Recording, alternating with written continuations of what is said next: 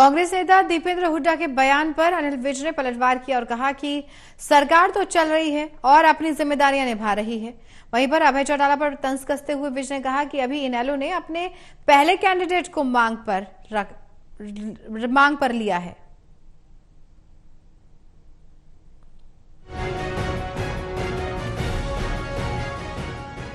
हरियाणा के पूर्व गृह मंत्री अनिल विज ने दीपेंद्र हुड्डा के उस बयान का करारा जवाब दिया जिसमें हुड्डा ने कहा कि प्रदेश में अल्पमत की सरकार है जो चल नहीं रेंग रही है।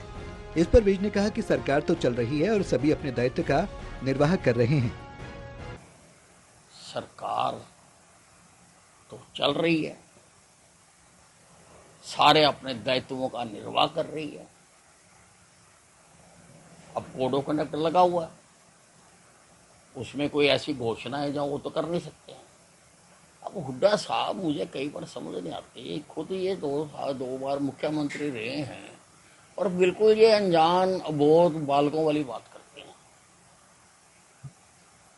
कोई नई योजना लागू ही नहीं कर सकते, तो कैसे कह रहे हैं ये। इनेलो के राष्ट्रीय महासचिव अभय चौटाला ने कहा कि उदार के नेताओं से बीजेपी लोकसभा चुनाव जीतना चाहती है। इस पर तंज कसते हुए विज ने कहा कि अभी इनेलो ने अपने पहले कैंडिडेट को मांग पर लिया है कि लोगों को अब समझ आ गया कि बाकी सारी पार्टियों का तो ओम भूर्भुवः स्वाहा हो गया है। जो नेता जिनकी सोच अच्छी है वो अगर बीजेपी से जुड़ना चाहते हैं, इसमें कुछ गलत नहीं है।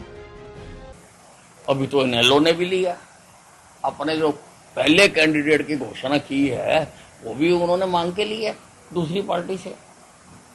तो ऐसे ये देखिए, अब रोज लोगों को, बहुत सारे लोगों को समझ आ गया कि बाकी सारी पार्टियों का तो ओम भूर्भुवः स्वाहा हो गया।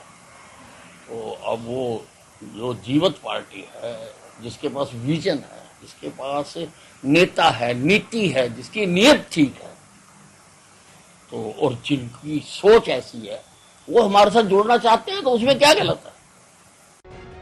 वहीं प्रधानमंत्री नरेंद्र मोदी ने पश्चिम बंगाल में एक बड़ा ऐलान किया कि ईडी द्वारा जब्त की गई संपत्ति गरीबों में बंटेगी। इस पर विज ने खुश होते हुए कहा कि मोदी जी जो कहते हैं वो करते हैं। आज तक की राजनीति में उन्होंने जो जो कहा वो करके दिखाया और अगर मोदी जी कह रहे हैं वो करके दिखाएंगे। अंबाला से टोटल न्यूज के लिए कृष्ण बाली की रिपोर्ट।